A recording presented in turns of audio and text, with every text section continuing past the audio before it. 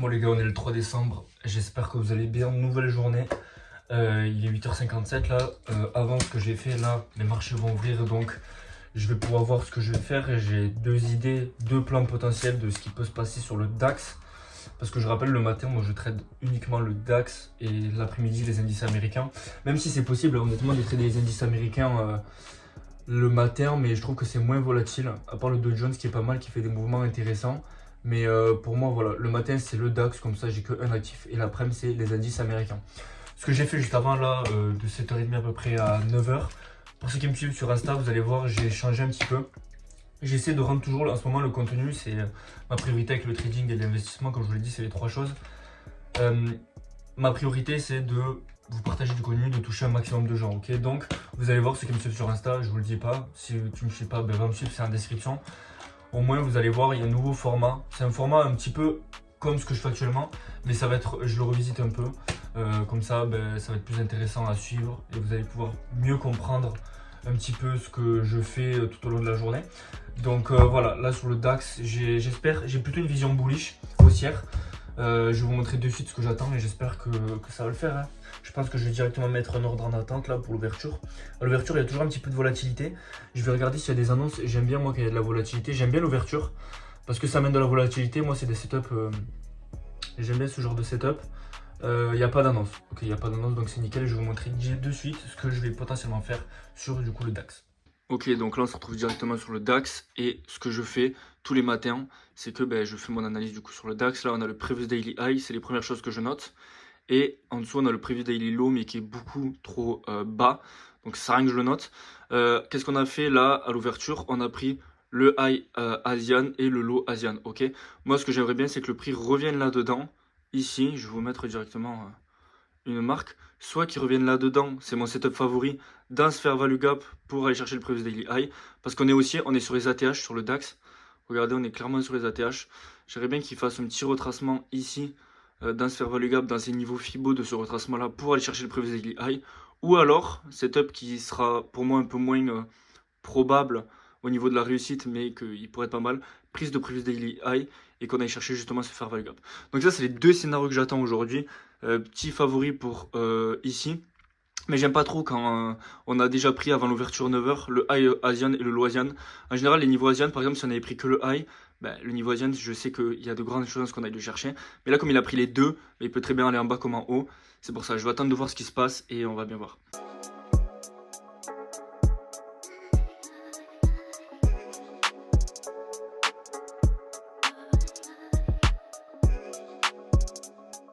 Donc là, on est en train de prendre le Previous Daily High. On a directement monté, on n'est pas venu chercher en bas mon setup favori. Donc là, ce que je vais attendre, c'est de voir s'il y a une réaction. Ce que j'attends, surtout que là, on est à contre-flux, on est clairement haussier. On est sur les ATH, donc quand on est sur les ATH, le prix, il va sur des niveaux, on ne sait pas ce qui va se passer parce que c'est des niveaux inconnus, hein, il découvre un nouvel endroit. S'il y a une réaction sur ce Previous Daily High qui le rejette, je vais potentiellement chercher du coup à le vendre, comme je vous ai dit. S'il n'y a pas de réaction, ce que je vais faire, c'est que si la bougie clôture au-dessus, je vais chercher à acheter sur le fair value gap et je vais vous montrer juste après, c'est toujours la même chose. Moi, pour ceux qui me suivent, là, j'ai deux scénarios. J'ai le false break. Donc, false break, c'est quoi? C'est quand on vient sweep un gros niveau pour partir dans l'autre sens. Donc, quand j'appelle un gros niveau, c'est quoi? C'est previous daily low, previous daily high, previous weekly low, previous weekly high, previous monthly low et monthly high. Évidemment, il ne faut pas qu'ils aient été pris avant, ok? Il ne faut pas qu'ils soient pris avant. Et ensuite, j'ai mon favori, c'est le fair value gap fill. C'est quoi fair value gap fill? C'est lorsqu'on vient combler un fair value gap, le marché est toujours équilibré.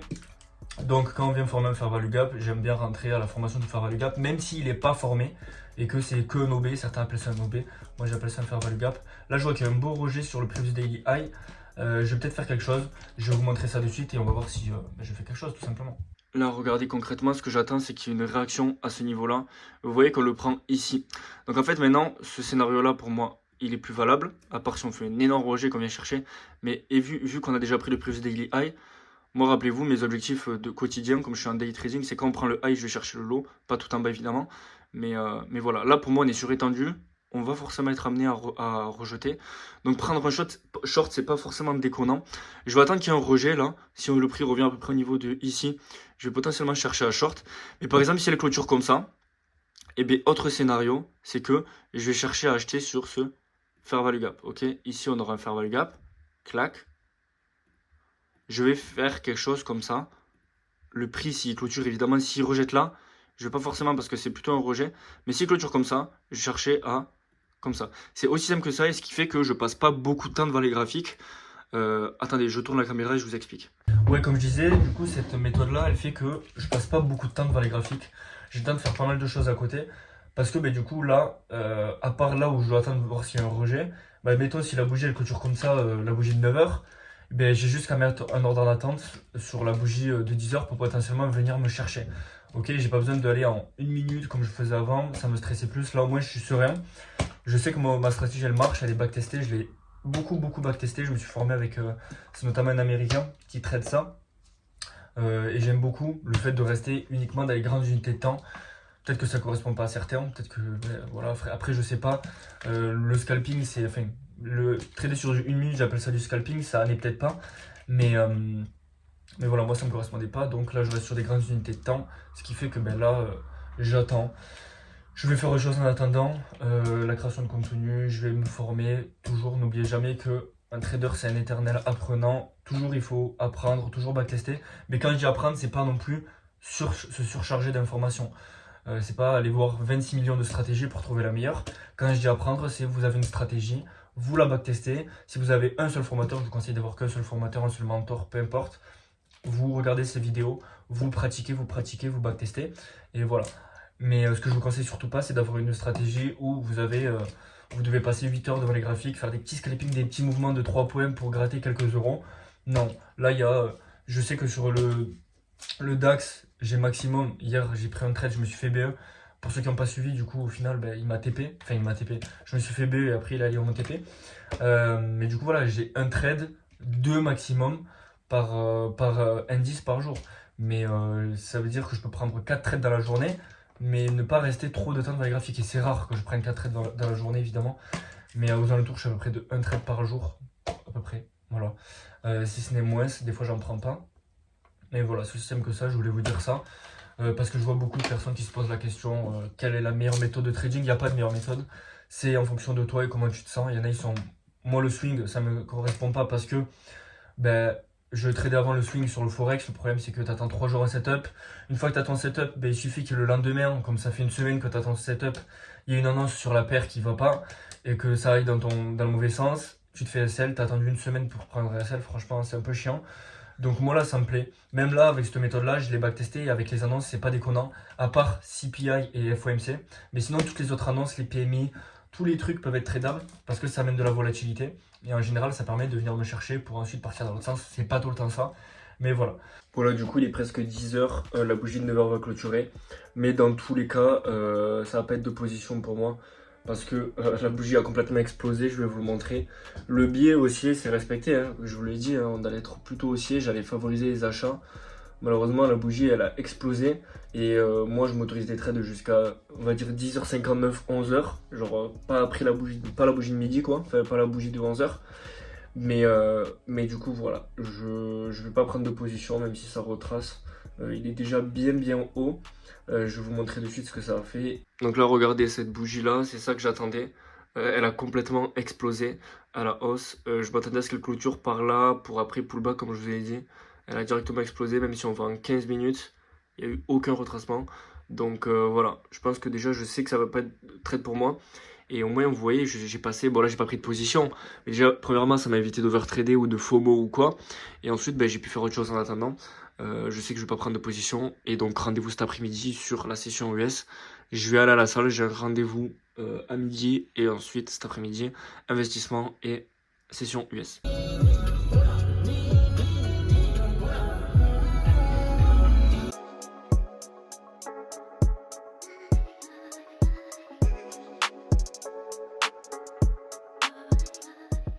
Autant que je suis dehors les gars, j'en profite pour vous faire passer un message. C'est le but dans chacune des vidéos chaque jour. Je vous montre mon quotidien mais aussi je vous fais passer un message. Et là aujourd'hui, j'espère que vous m'entendez bien déjà, qu'il n'y a pas trop de vent, vraiment ça va. Pensez à faire autre chose que le trading, ayez à côté d'autres choses, que ce soit le trading ou un autre business d'ailleurs. Mais ne faites pas ça de 7h du matin à 23 h le soir toute la semaine, tout le week-end. Certes, il faut avancer sur ses projets, c'est le but. Ça dépend de n'importe quel travail, mais en l'occurrence en trading, c'est pas plus on travaille, plus on a de résultats. Au contraire, moins égale plus en trading. Quand on trade moins, on gagne plus. En général, c'est ça. Et voilà, c'est tout ce que j'avais à dire. Et oui, faites autre chose que le trading, ayez d'autres centres d'intérêt. Allez dehors, profitez un peu. Je peux vous faire le discours de aller dehors, prenez l'air dans la nature, approchez-vous de la nature. Non, mais juste ayez d'autres centres d'intérêt. Viens. D'autres centres d'intérêt que le trading. Que vous, il y a un moment de la journée où vous ne pensez pas à ça, pas à votre business, vous pensez juste à vous. Ça peut être dehors, ça peut être en lisant, en méditant, peu importe. Mais comme ça, vous avez un moment où vous vous déconnectez et ça va vous servir parce que le cerveau, il est tout le temps constamment en marche, tout le temps le cerveau. Que vous soyez sur les réseaux, que vous scrollez sur TikTok, Instagram, peu importe. Il faut que laisser du temps à son cerveau de rien faire en fait. Il faut que des fois, vous ne fassiez rien et je disais comme ça vous allez pouvoir penser à des choses. Les idées elles viennent quand vous avez rien à faire, quand vous vous ennuyez. Donc ennuyez-vous, des fois faites rien, pensez à rien et vous allez voir qu'il y a des idées qui vont vous venir. Donc voilà, c'est tout ce que j'avais à dire aujourd'hui.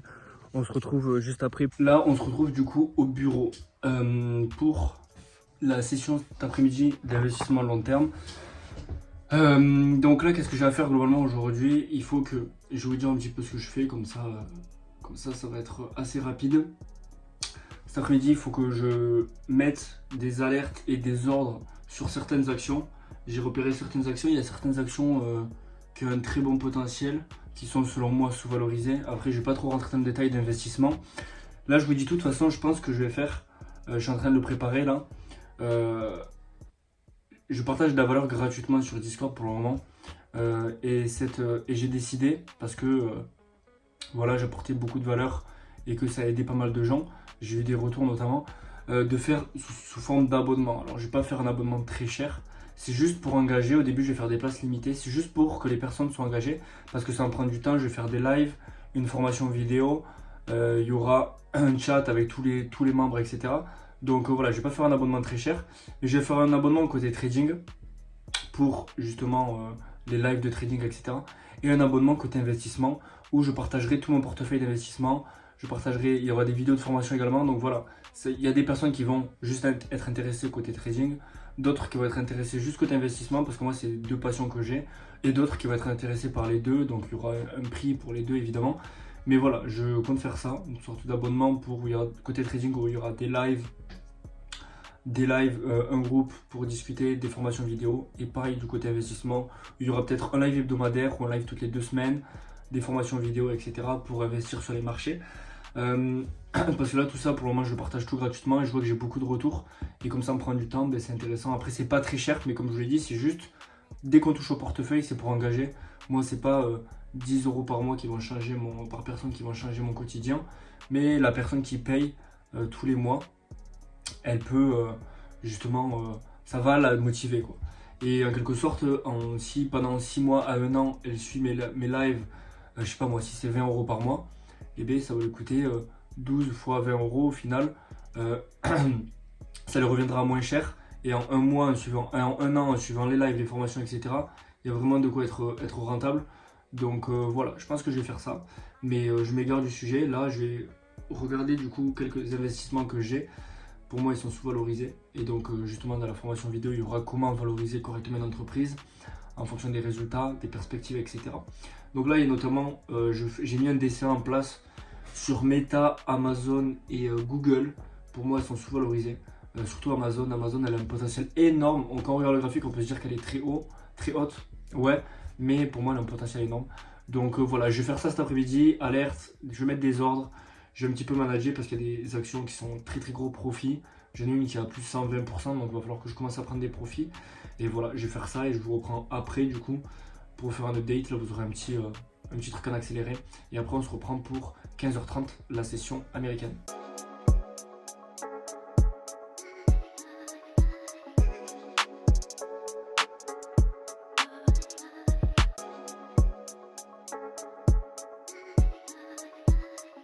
Allez, c'est parti, il est 15h24. Dans 5 minutes, les marchés ouvrent. Globalement, je vois rien d'intéressant. En tout cas, sur le Dow Jones, moi qui ai l'habitude, le Dow Jones c'est celui que je trade le plus. Pour le moment, je vois rien d'intéressant. Il faut que j'attende un petit peu plus les clôtures de bougies. Mais pareil, les indices américains, je reste comme sur le DAX, sur des grandes unités de temps horaires. Donc je dois attendre les clôtures de bougies et la session américaine, je la trade maximum jusqu'à 17h. Donc là, sur le Dow Jones, là, il range depuis hier après-midi. Il n'a pas bougé. Le Nasdaq, il est quand même bullish. Quand on se met en horaire, enfin quand on se met sur des grandes unités de temps, on est clairement haussier. Hier, la journée était clairement haussière également, mais on est surétendu. On a sweep le high de la session asiatique, on a clôture en dessous du bas de la session asiatique. J'aime beaucoup cette configuration.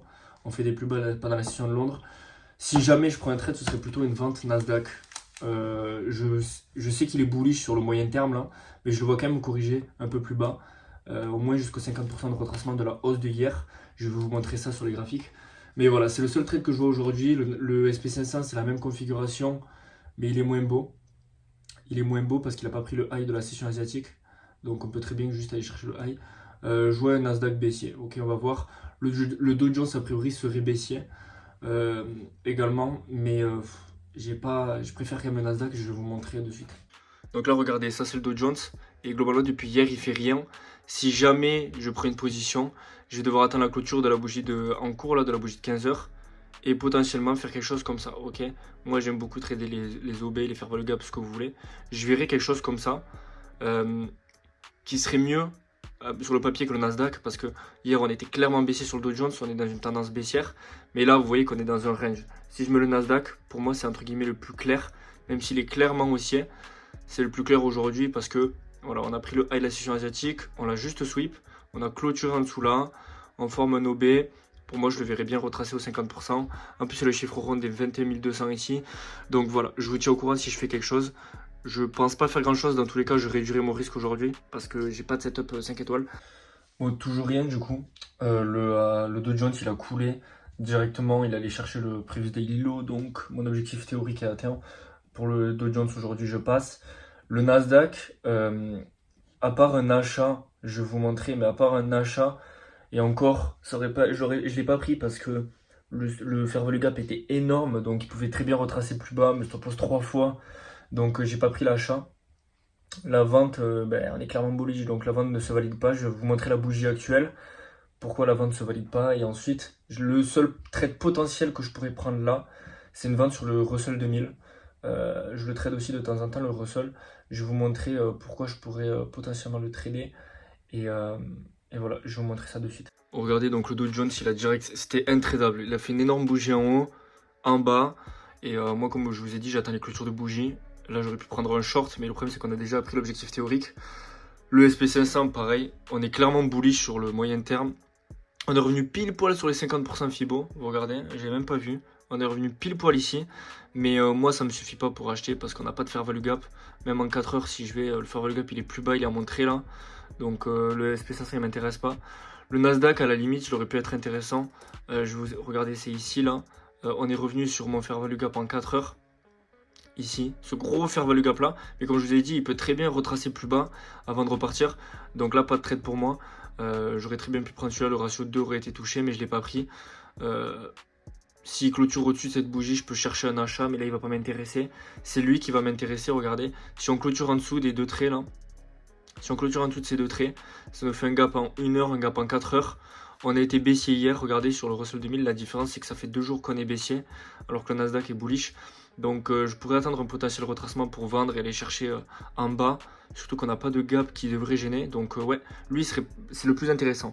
Si je prends pas ce trade là, je prends pas de trade aujourd'hui, donc je vais attendre celui-là et attendre. Ok, update, donc là j'avais placé mon ordre à la clôture de celle-là là, directement. Celle-là elle commence à directement chuter. Pourquoi je suis baissier? Donc là c'est sur l'US 2000. Petit update, le Dow Jones a directement touché mon objectif théorique. Le Nasdaq, je me vois pas trop l'acheter maintenant. S'il fallait l'acheter, c'était là. Maintenant, là, s'il clôture au-dessus, de la prochaine, on pourrait acheter. Mais ça veut dire que ce serait trop tard pour moi pour prendre une position. Lui, je voulais le vendre, il aurait pu être intéressant. Parce qu'on est clairement baissier depuis quelques jours. Et puis parce que, voilà, je vous ai expliqué déjà, faire le gap en 1 heure, 4 heures. Il a clôturé en dessous, je vais attendre, on va voir s'il touche mes objectifs théoriques avant de me déclencher, je l'enlèverai. Et sinon, je vais le laisser, je vous tiens au courant. Ça y est, fin de journée, je suis en train de faire le montage de cette vidéo. Et le Russell, comme vous voyez, il a coulé direct, sans moi, il n'est pas venu me chercher. Donc j'avais le bon biais, il est vraiment pas venu me chercher à exactement 0,4 points. C'est rien sur le Russell, c'est rien. Donc voilà, il a coulé sans moi, c'est dommage, c'était un ratio de 3, 2,84 que je visais. C'est dommage, c'est pas frustrant parce que j'ai le bon biais, à force, des fois ça arrive, mais voilà. Fin de journée, je finis le montage de cette vidéo là. Pour ceux qui me suivent sur Instagram, nouveau format de réel ce soir. Je vous dis à demain, bonne fin de soirée.